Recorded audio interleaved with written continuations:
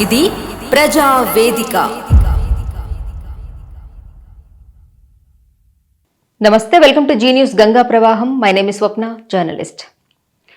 తెలంగాణ రాష్ట్రంలో ఎండోన్మెంట్ అనేది చాలా ప్రత్యేకమైనటువంటి శాఖ.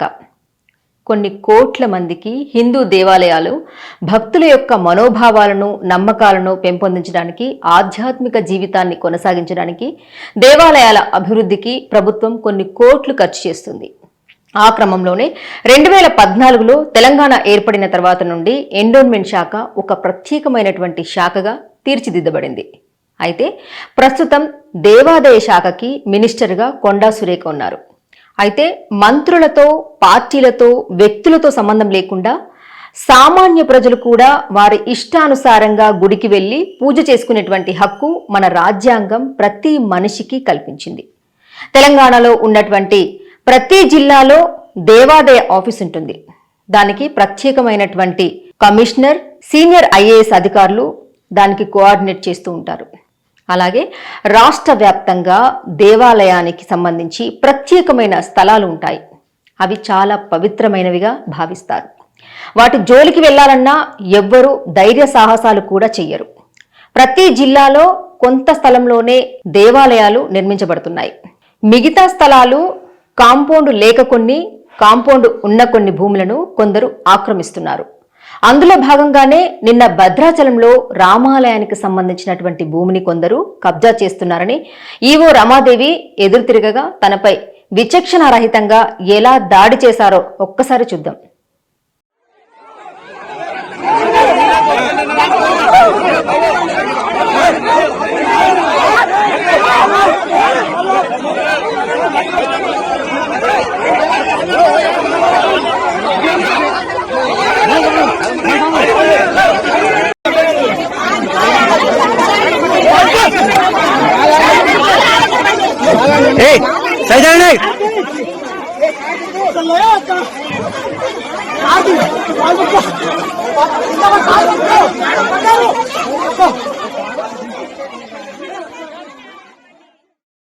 ఇలా ప్రాణాలకు తెగించి దేవాలయ భూములు కబ్జాలు కాకుండా కొందరు కాపాడుతుంటే, మరికొందరు స్వయాన అర్చకులు ఎండోన్మెంట్కి మేమే అధికారులం అని చెప్పి విచ్చలవిడిగా భూములను రిజిస్ట్రేషన్ చేయించడం, అమ్ముకోవడం చేస్తున్నారు. ఏ గుడైనా ఏ సంవత్సరం నుండి ఒక దేవాలయం ప్రభుత్వ ఆధీనంలో ఉన్నది, దాని విస్తీర్ణత ఎంత, దాని సర్వే నెంబర్ ఏంటి అనేది ప్రతి ఒక్క విషయాన్ని ఆ గుడి నోటీస్ బోర్డులో పెట్టడం మరియు వెబ్సైట్లో కూడా పెట్టడం జరుగుతుంది. అలా పెట్టినటువంటి డేటాకి వ్యతిరేకంగా కొందరు అర్చకులు, రాజకీయ నాయకులు, పలుకుబడి కలిగినటువంటి వ్యాపారస్తులు ఈ ఎండోన్మెంట్కి సంబంధించిన భూములని కొందరు వారి ఇష్టారాజ్యంగా ప్రైవేటు వ్యక్తులకు అమ్మేస్తున్నారు. ఇదేంటి అని ఎవరైనా అడిగితే దేవాలయ అభివృద్ధికి అని సమాధానం చెప్తారు. నిజంగా ఎంత పెద్ద మోసం! గవర్నమెంట్ దేవాలయాల అభివృద్ధి కోసమని నిధులను మంజూరు చేస్తుంది. అలాగే భక్తుల నుండి కోట్లాది రూపాయలు ఫండ్స్గా వస్తూ ఉంటాయి. అంటే హుండీలో వేసే డబ్బులు కాస్త ప్రతిరోజు వచ్చే భక్తులు స్పెషల్ దర్శనాలంటూ రిసిప్ట్ తీసుకుంటూ ఉంటారు. ఇలా కొన్ని ప్రత్యేక దేవాలయాల నుండి వేల కోట్ల రూపాయలు ఆదాయం వస్తుంది. ఉదాహరణకి భద్రాచలంలోని రామాలయం కానీ, యాదాద్రి, వేమ్లవాడ కొన్ని ప్రసిద్ధి చెందిన దేవాలయాలతో పాటు చారిత్రాత్మకమైన రామప్ప, వేయి స్తంభాల గుడి, భద్రకాళి ఇలా చెప్పుకుంటూ పోతే ఎన్నో కోట్లు పెట్టి అభివృద్ధి చేసినటువంటి దేవాలయ భూములను కొందరు అమ్ముకుంటూ పోతే వీటన్నిటిని ఎవరు పట్టించుకోవాలి? ఇదో రకమైన మోసం కాదా? ఇక రెండో రకమైన మోసం, ఏ దేవాలయాల్లో అయినా గర్భగుడిలో అతి పవిత్రమైనటువంటి శక్తి కలిగినటువంటి విగ్రహాలను తాకేటువంటి హక్కు పూజారికి మాత్రమే ఉంటుంది. శివాలయాల్లో అటువంటి ఆంక్షలు కొన్ని చోట్ల అంతగా ఉండవు. కానీ శక్తిపీఠాలను మాత్రం అర్చకుడు మాత్రమే ముట్టుకోవడానికి అర్హుడు. అయితే దీనిలో భాగంగా ఆ గుడిలో పనిచేసేటువంటి పూజారులు ఆ గుడి ప్రాంగణంలోనే నివాస గదులను ఏర్పాటు చేసుకుంటున్నారు. అలా ఏర్పాటు చేసుకున్న గదులు తప్పక గుడి పర్యవేక్షణలో ఉండాలి. లేదంటే గతంలో ఓ పూజారి మీద వచ్చిన ఆరోపణలు వాస్తవాలు అయినా అవాస్తవాలు అయినా అటువంటి తప్పు జరిగే ఆస్కారం లేకపోలేదు. కాబట్టి గుడి పవిత్రతను పాటించాల్సిన బాధ్యత ఆ పూజారిపైన మరియు సందర్శించే హక్కు అధికారులకి, భక్తులకి కూడా ఉండాలి. ఇక దేవాలయానికి ఎంతమంది భక్తులు వస్తున్నారు అనేది ప్రతి ఒక్కటి రికార్డ్ మెయింటైన్ చేయాలి. ఎంతమంది భక్తులు వచ్చారు, ఎన్ని టోకెన్స్ ఇచ్చారు అనేది. కానీ ఈ మధ్య కాలంలో అలా కాకుండా హుండీలు పెడుతున్నారు. సమ్మక్క సారక్క జాతరలో హుండీ లెక్కింపులు కాకుండా తెలంగాణ రాష్ట్రంలో ప్రభుత్వ ఆధీనంలో ఉన్న ఎన్ని దేవాలయాలలో హుండీలోని ఆదాయం గవర్నమెంట్కు నేరుగా చేరుతుంది? కొన్ని దేవాలయాల్లో లెక్కలు రాస్తున్నారా అంటే వాటి లెక్కలే లేవు. మరి ఆ ఆదాయం అంతా ఎక్కడికి వెళ్తున్నట్లు? ఇక విఐపి, వివిఐపి దర్శనాలంటూ ఎండోన్మెంట్ ఆధీనంలో ఉన్నటువంటి దేవాలయాలకి అర్చకులకు జీతాలు గవర్నమెంటే ఇస్తుంది. మరి ఈ హుండీలు దేనికి? ప్లేట్లో దక్షిణ దేనికి? దక్షిణ వేస్తే ప్రత్యేకమైన పూజతో ఒక దర్శనం, లేదు అంటే మరోలా దర్శనం. దేవాలయాలలో ప్రత్యేక దర్శనానికి కొన్ని చోట్ల ఒక్కొక్కసారి రసీదులే ఇవ్వట్లేదు. దానివల్ల ఎవ్వరికి ఇష్టం వచ్చినట్లు వాళ్ళు దర్శనానికై ఎగబడుతున్నారు. ఒకసారి వీడియో చూడండి.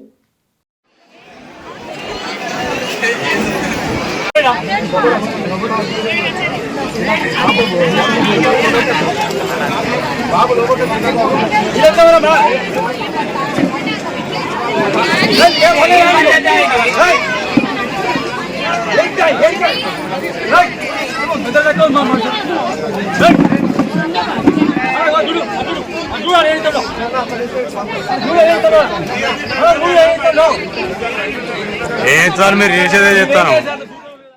దేవాలయాలలో దర్శనానికై టికెట్లకు తగ్గట్టు దర్శనాలు ఏర్పాటు చేయాలి.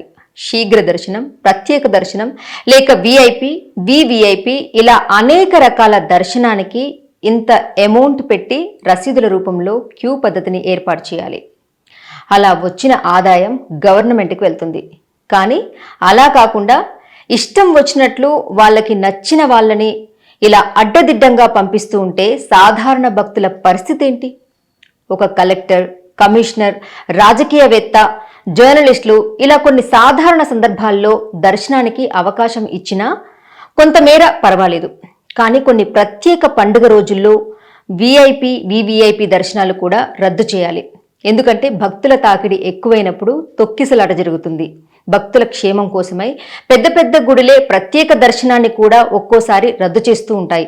అలా చెయ్యాలి కూడా. ఎందుకంటే అందులో చిన్న పిల్లలు, మహిళలు ఉండొచ్చు, గర్భవతులు ఉండొచ్చు, వయసు పైబడిన వారై ఉండొచ్చు. ఇలా గంటల తరబడి లైన్లో నిలబడి నీరసించి కళ్ళు తిరిగి కింద పడి జరగరానిది ఏదైనా జరిగితే దానికి ఎవరు బాధ్యతలు? ఆ గుడికి సంబంధించిన వారిది కాదా? ఇలా గుడిలో రాజకీయాలేంటి? ఓ వ్యక్తి మాట్లాడుతున్నారు. ఒకసారి వీడియో చూడండి. ఎక్కడ లేని ఇవాళ అభిషేకాలు ఇవన్నీ అవసరమే లేదు. ఓన్లీ దర్శన భాగ్యం జరుగుతుంది, సరిపోతుంది. మా భద్రకాల రక్ష లేదు. అంత రాజకీయం చేస్తున్నారు. లేదు, గంట అయింది, 1 అవర్ అయింది. అక్కడ టికెట్ అసలే కదలడం లేదు. ఇదేం పద్ధతి? విన్నారు కదా ఆ పెద్దాయన మాట్లాడింది. ఇలా జరుగుతున్నప్పుడు గుడికి ఈవో ఎందుకున్నట్లు?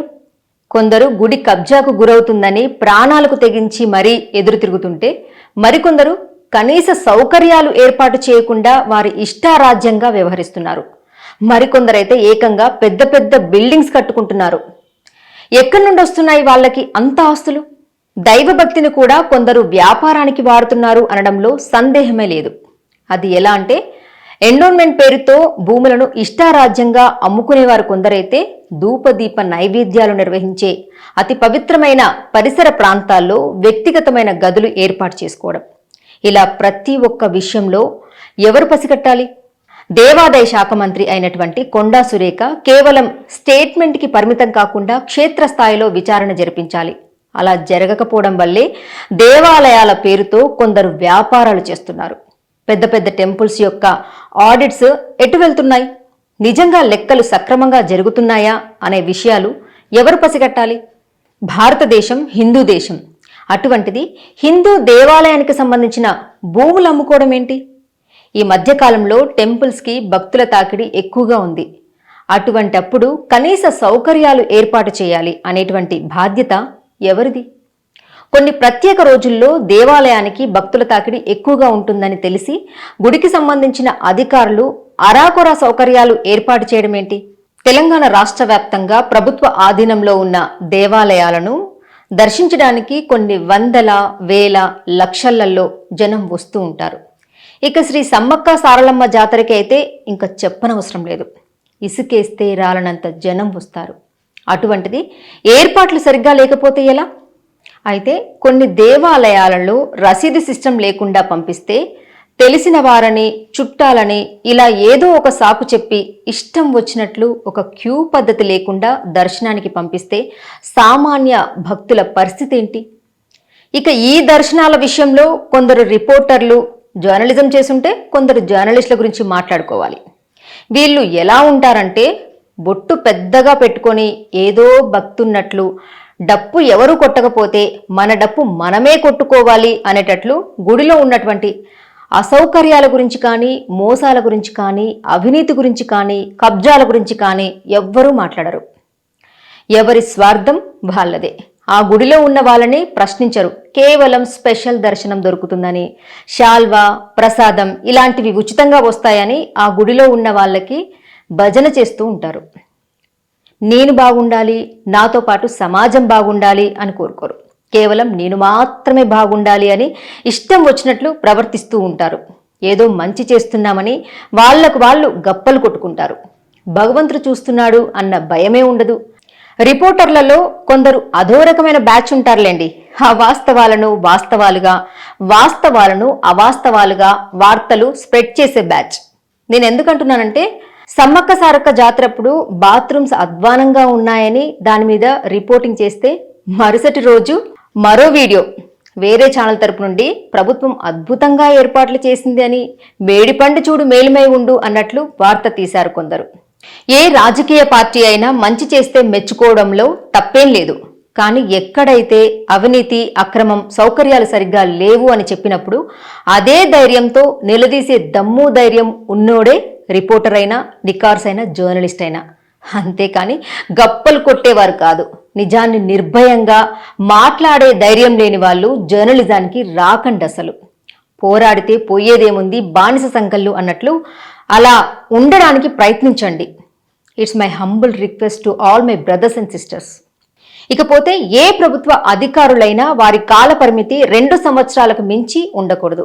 అలా ఎండోన్మెంట్లో ఒక అధికారి 15 సంవత్సరాలు, 20 సంవత్సరాలు ఒకే దగ్గర పనిచేయడం, దానివల్ల రాజకీయంగా పట్టు పెరగడమే కాక రాజకీయ నాయకుల హావభావాలు ఏంటి అనేది పసిగట్టి వారితో సత్సంబంధాలు పెంచుకోవడమే కాకుండా ఒక బలమైన శక్తిగా పాతుకుపోయి మనల్ని ఎవ్వరూ ముట్టుకోలేరు, ఏ అవినీతి చేసినా, ఏ అక్రమాలకు పాల్పడినా మనల్ని అడిగేవారు ఉండరు అని ఇష్టం వచ్చినట్లు వ్యవహరిస్తూ ఉంటారు. మరి ఇలాంటివి జరగకుండా ఉండాలి అంటే తెలంగాణ రాష్ట్రంలో ఏ దేవాలయంలో అయినా క్షేత్రస్థాయిలో విచారణ జరగాలి. అలా జరగకపోతే భగవంతుని దర్శనానికే వచ్చే భక్తులకు సౌకర్యాలు పక్కన పెడితే దేవాలయ భూములకు భద్రత కరువవుతుంది. దేవాలయంలో అవినీతి ఎక్కువవుతుంది. ప్రభుత్వం స్వచ్ఛందంగా దేవాలయాలను అభివృద్ధి చేసే క్రమంలో కోట్ల రూపాయల నిధులు మంజూరు చేస్తుంది. అయితే ఇలా మంజూరైనటువంటి నిధులు ఏవైతే ఉన్నాయో కొందరు గుడిలో ఉండే అర్చకులు, ఈవో, సీనియర్ అసిస్టెంట్లు, అటెండర్లు ఇలా కొన్ని జిల్లాలలో ఎండోన్మెంట్ హెడ్ క్వార్టర్స్ ఏదైతే ఉందో అందులో ఉన్న కొందరు అధికారులతో కలిసి ఒక వ్యాపారంలా భక్తుల నుండి దోచుకుంటున్నారు. అయినా భగవంతుణ్ణి ఎవ్వరైనా కానీ సమాజం బాగుండాలి, బాగున్న సమాజంలో నేనుండాలి అని కోరుకోవాలి తప్ప పక్కనోడిని హింసించాలి, పక్కనోడి రక్తం తాగాలి, పక్కనోడు నాశనం కావాలి అని కోరుకుంటూ దేవాలయానికి సంబంధించిన విధులు నిర్వహించిన, దేవాలయ దర్శనానికి వెళ్ళినా ఆ భగవంతుడు కరుణిస్తాడా? అటువంటి వారిపై భగవంతుడి కృపాకటాక్షాలు ఉంటాయా? అతిపెద్ద సీసీ కెమెరా భగవంతుడు కాదా? కొందరు రాజకీయ నాయకులు అమలు కాని హామీలతో ప్రజలను మోసం చేస్తున్నారు. మరికొంతమంది అధికారులు గుడిలో దర్శనానికి వచ్చే భక్తులను మోసం చేస్తున్నారు. ఇలా తెలంగాణ రాష్ట్ర వ్యాప్తంగా అనేక జిల్లాలలో ఉన్నటువంటి దేవాలయానికి వచ్చేటువంటి ఆదాయాన్ని ప్రభుత్వానికి చెందకుండా ఎప్పుడైతే అవినీతికి కొందరు పాల్పడుతూ ఒకే స్థానంలో ఏళ్ల తరబడి పాతుకుపోతారో అటువంటి వారిని కర్మ ఎప్పటికీ వదిలిపెట్టదు. ప్రజలు తిరగబడక మానరు. న్యాయం వైపు నిలబడే గలం గంగా ప్రవాహం. For latest updates subscribe to Zee News. ఇది ప్రజా వేదిక.